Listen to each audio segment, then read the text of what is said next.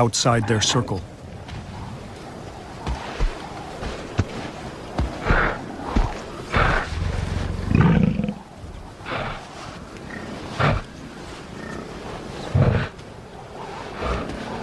But within hours, the calf wants out.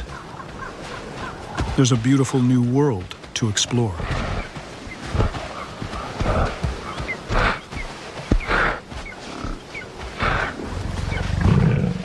Every calf is precious. Muskox were hunted to extinction in Alaska in the 1860s, but were brought back in the 1930s. There are now a few thousand here in Alaska.